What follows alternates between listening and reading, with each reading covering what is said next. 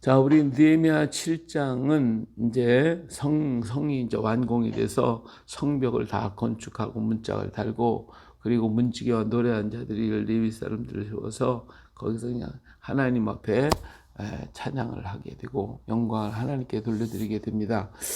자, 뿐만 아니라 이제는 건축하고 났으니까 적군들이 어떻게 하지를 못하지만 언제 저들이 쳐들어올지도 모르고 언제 무슨 일을 저질지 모르기 때문에 자기들이 만든 그 성읍, 고터에는 자기들이 다 보초를 서도록 만들었어요.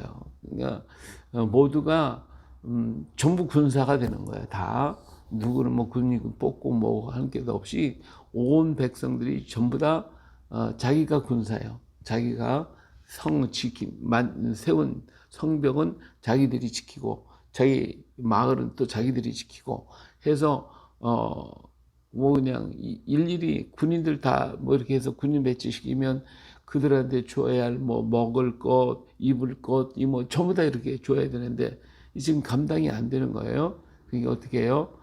내가 사는 집은 내가 지키는 거고 내가 쌓은 성은 내가 지키는 거고, 그래서 가족들이 막 온 식구들이 나와 다 한마음 한뜻 되어서 성을 다 보호하고 지키고 있어요. 그러다가 그래서 예루살렘 성문은 열지 말고 해가 높이 뜨기 전까지는 절대로 성문 열지 말아라. 그리고 문 빗장을 꽉 치르고, 그리고 각각 자기가 그 파수하고 자기 집 맞은편을 지키게 해라 했어요. 그리고 성은 굉장히 지금 쌓은 성은 꽤 넓은 성읍인데 그 성을 갖다가 안에서 사는 사람, 성 안에서 사는 사람은 숫자는 적으니까 어떻게 할 수가 없거든요. 그래서 그들은 각각 전부 다 맡겨진 자리에서 열심히 이렇게 파수하는 그런 일을 하게 되었어요. 그러니까 아무리 우리가 큰 일이라도 마음이 하나만 된다면 어떤 일이든지 할 수가 있어요. 그리고 나에게 주어진 맡겨진 일들을 분담해 가지고 그 일을 하기만 하면 무슨 일이니 다 할 수가 있는 거예요. 그런데 그렇게 하지 못하고 서로 각각 자기들이 마음대로 자기들이 생각대로 그렇게 막 하다 보면 일이 될 것도 안 되는 거죠. 아무리 작은 일도 마음이 갈라져 버리면 할 수가 없어요. 그래서 우리가 하나님 안에서 한 마음을 갖는다는 것이 이게 굉장히 중요한 것입니다. 한 마음이 돼서 하나의 한 뜻을 가지고 이룬다고 하는 것은 엄청난 역사를 이룰 수가 있게 되는 것입니다. 그럼 이 한 마음이 될 수 있는 길은 뭐냐?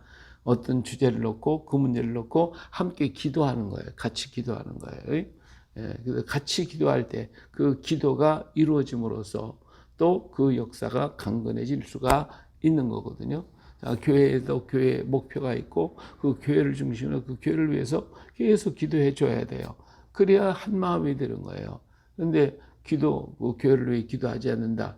그러면 마음이 갈라져 가지고 안 되는 거거든요. 오늘 우리 손길 문화원을 위해서 여러분들이 같이 기도해 주니까 또 같이 모여서 예배할 수 있고 새벽에 같이 함께 할 수가 있는 거잖아요. 우리가 함께 기도하고 함께 마음을 같이 하고 그럴 때에 하나님은 그 일을 통해 또 큰 역사를 이루어 갈 것입니다. 우리 손길 문화원에서 기도 많이 해주시기를 바랍니다. 할렐루야. 그래서 우리 매월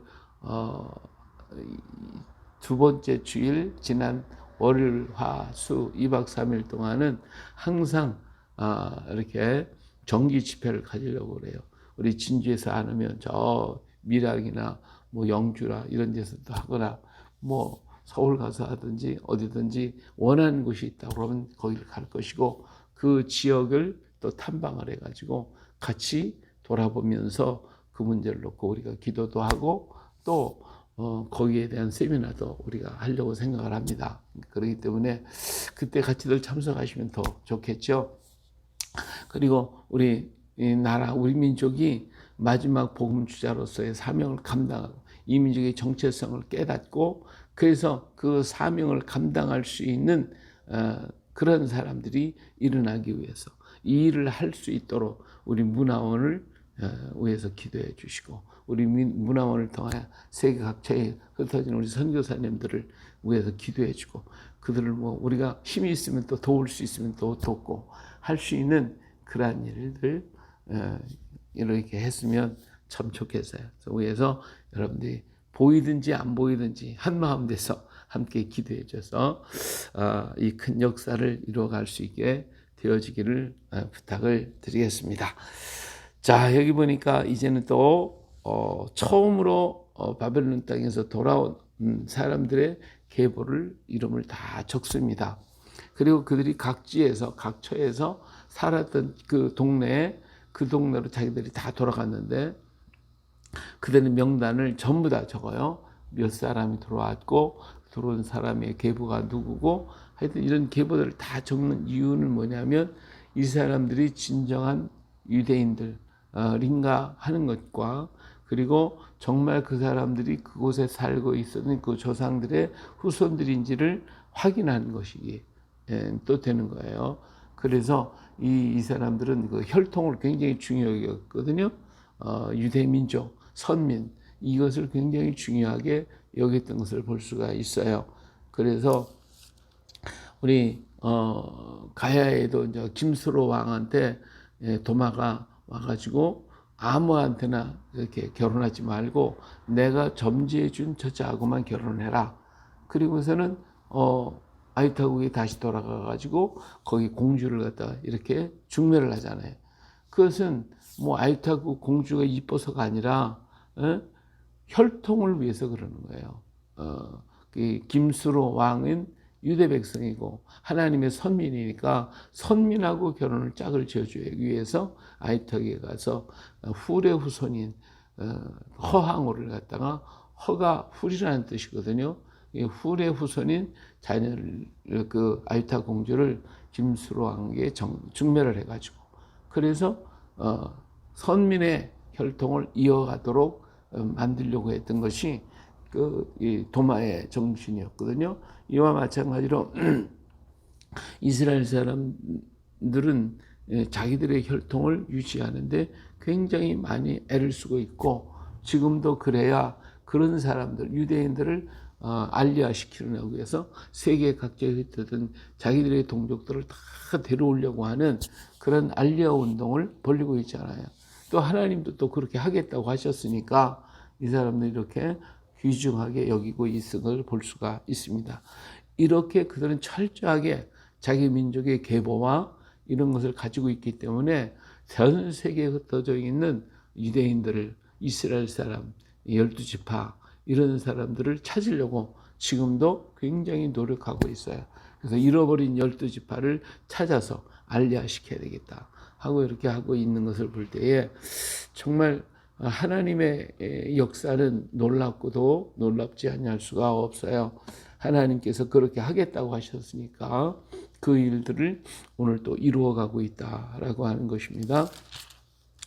근데 여기서 또 중요한 사건은 뭐냐면 이 사람들이 전부 다 유대 계통, 이스라엘 12지파에 속해 있거나, 그리고 유다 지파, 베냐민 지파, 레위 지파 여기에 속해 있는 사람들도 있지만 그것도 자기들은 모르고 레위 지파인 줄 알고 자기들은 쭉 해왔는데 계보를 따져보니까 레위 지파가 아닌 사람들도 있었어요. 이런 사람들은 레위 지파나 제사장 일을 하지 못하도록 이렇게 규정을 정했어요.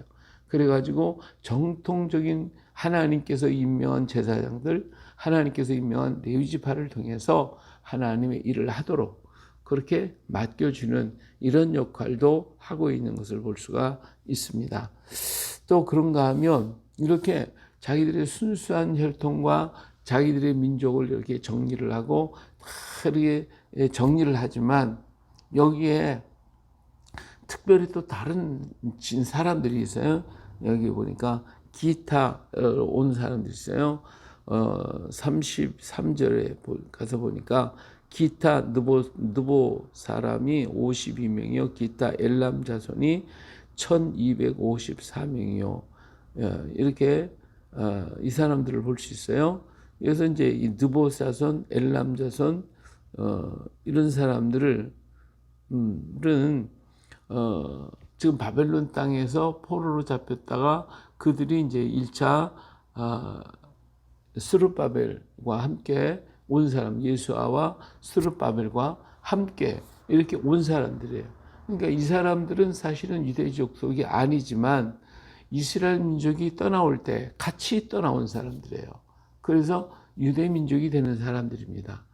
자, 그러면 이 사람들은 유다 지파가 아니고 혈통이 없으니까 이 사람들은 제외가 됐냐? 그렇지 하지는 않았어요. 이들은 이제 자연스럽게 이스라엘 속에 살면서 이스라엘인과 결혼하게 되고 그러다 보니까 이스라엘 사람화가 되어버리는 것이죠. 어느 날 보니까 그렇게 되는 거예요.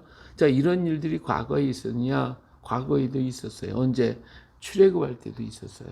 출애굽할 때 이스라엘 백성들만 다 온 게 아니라 여러 잡족들, 그 이집트에서 잡혀가지고 노예 생활을 했던 많은 잡족들이 있었어요.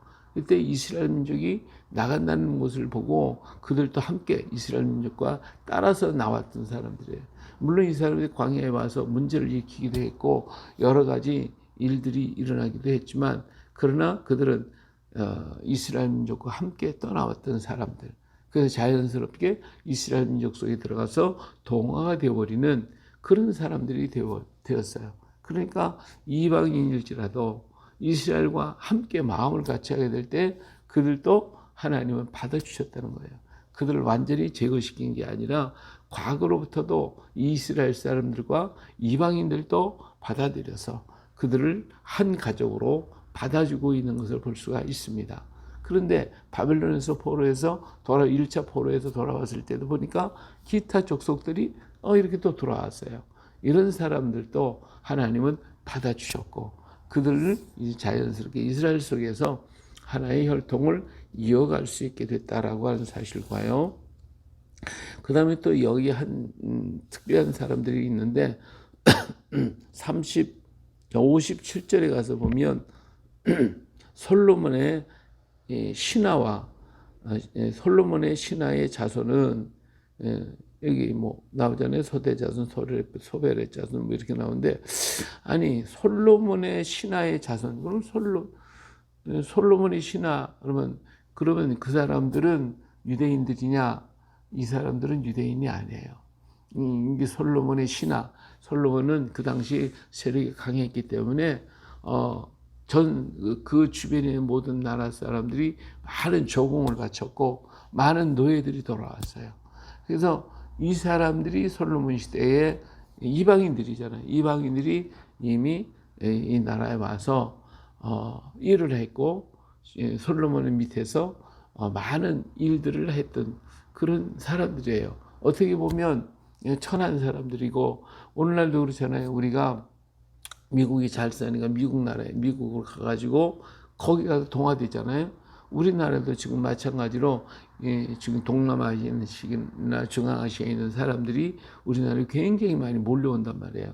이런 사람들이 바로 우리나라가 강하니까 경제적으로 모든 것이 좋으니까 우리나라에 온단 말이에요. 이것이 바로 누구냐면 이 사람들은 아주 천한 일을 하고 있어요. 힘든 일들, 물론 좋은 일을 하고 고급스러운 일을 하는 사람도 있지만 대부분 좀 힘들고 어려운 곳에서 일했잖아요. 이거 마찬가지로 솔로몬 시대에도 그렇게 나라가 막 번창하고 많은 일을 하다 보니까 이방 사람들이 몰려와가지고 그래서 그 사람들이 많은 잡일들을 하게 됐고 그러다 보니까 자연스럽게 이스라엘 민족의 계열 속으로 들어가게 돼요. 이 사람들 12지파의 무리 속에 누구의 자손은 아니지만 그러나 그 당시에 벌써 와가지고 벌써 몇백 년이라는 세월이 흘렀잖아요. 그 사람들이 솔로몬 시대 모서 주전 1000년경이고 이 당시는 500년대니까 보세요. 그는 500년이나 같이 산 사람들이에요. 그러다 보니까 이 사람들도 자연스럽게 유다민족에 속하게 되어버리는데 이들을 배척한 것이 아니라 그들도 다 받아들여서 그래서 하나의 자손으로 이끌어가고 있는 것을 볼 수가 있습니다. 자, 그렇다고 하면 마지막 때에도 그래요. 하나님의 선민뿐만 아니라 하나님이 택하신 선민뿐만 아니라 이방인도 하나님은 부르시거든요. 그러니까 바울 사도는 어떻게 됐어요? 나는 이방인에게로 간다. 그래서 이방인들을 구원하는데 앞장섰고 또 12 제자들은 유대인들을 찾아갔고 이스라엘 흩어진 잃어버린 양들을 찾아갔고 그래서 온 세계 모든 민족들이 다 이 복음 안에서 하나가 되는 길을 과거에서부터 애굽에서 나올 때도 또 솔로몬 시대에도 이런 많은 일들이 일어나고 있었던 것을 볼 수가 있어요. 바벨론에서 포로로 돌아왔을 때도 많은 잡족들이 같이 돌아와서 하나 융합이 되어서 하나님의 백성이 된 것을 볼 수가 있지요. 그렇기 때문에 오늘날도 주님의 말씀이 전파되고 그 말씀을 들은 사람이 오기만 하면 하나님의 자녀가 되는 거예요. 누구나 아무나 오게 다 이제는 받아들일 수 있게 돼서 이방인, 선민 이게 없어요. 이방인이나 선민이나 누구든지 예수님 앞에 돌아오기만 하면 주의 음성 듣고 오기만 하면 되는 거예요. 선민이라도 예수님에 영접하지 않는다면 그는 하나님의 구원의 자리에 쓸 수가 없어요. 그러나 선민도 이방인도 모두가 다 예수의 이름을 붙들고 돌아오기만 하면 하나님의 나라가 유업으로 받게 되어졌습니다. 할렐루야. 이렇게 우리 하나님은 모든 것을 다 모든 민족들이 다 돌아와서 구원받기를 원하고 있기 때문에 오늘 선교사들이 세계에 흩어지는 이유가 뭐예요? 그들을 다 불러 모으기, 다 오라고, 누구든지 다 오라고, 아무나 오게, 세상 사람 다 예수님 말씀 듣고 복음 듣고 돌아오기만 하면 하나님이 자녀를 만들어 주시고 하나님 나라를 유업으로 주시고 하나님의 구원을 기쁨을 가질 수 있도록 성령 충만 부어 주실 것입니다. 그래서 세계 도처에 많은 사람들이 성령 받아서 기뻐 춤추고 노래하고 하는 역사들이 막 일어나고 있지 않습니까? 그래서 우리는 지금 선민이다, 이방인이다, 이게 구분이 안 돼요. 자, 모두가 다 예수님만 영접하면 하나님의 자녀가 되는 권세를 주셨습니다. 할렐루야. 그래서 우리가 모두가 다 하나가 되었으니 그리스도 안에서 하나가 되어서 하나님의 나라를 받들어 섬기는 그런 역사가 있게 되어지는 것입니다. 자, 이렇게 해서 그들이 다 한 마음 한 뜻이 되어져 가지고 이방인이었든지 선민이었든지 모두가 다 한 마음 한 뜻에서 하나님 앞에 와서 예배하고 그들과 함께 거하면서 그리고 여기 보니 족장들이 하나님 앞에 감사해서 많은 재물을 하나님 앞에 드리고 있는 것을 보면 이 사람들이 가지고 온 것이 얼마나 많았는가 하는 걸 알 수가 있어요. 다시 말하면 비록 그들은 바빌론의 메대와 파사의 종으로 끌려갔고 거기에서 살았지만 하나님이 그들의 지위를 높이시고 그들을 붙들어 주셔서 어느 곳에 갔든지 어떠한 자리에 있든지 그들이 생활이 여유가 있고 풍성해졌다라고 하는 것을 볼 수가 있습니다. 하나님께서 우리 민족에게도 이 같은 복을 주셨잖아요. 그 수없이 많은 전쟁과 그 많은 외적의 침입을 받으면서도 우리 민족을 하나님이 지켜주셨고 붙잡아 주셔서 오늘날 세계의 강대국과 함께 손을 잡고 걸어갈 수 있는 나라가 됐다고 하는 것, 이것은 하나님이 이 민족을 눈동자같이 보호하시고 사랑하셨다고 하는 것을 알 수가 있습니다. 그러기에 오늘도 우리를 사랑하시고 축복하시는 그 하나님이 우리와 함께 계시다고 하는 이 사실을 깨닫고 믿음을 가지고 더욱더 전진하고 우리가 있는 자리에서 더욱더 주를 사랑하고 섬기고 주의 일에 힘쓰는 오늘 우리 모두가 되시기를 예수님의 이름으로 축복합니다. 할렐루야.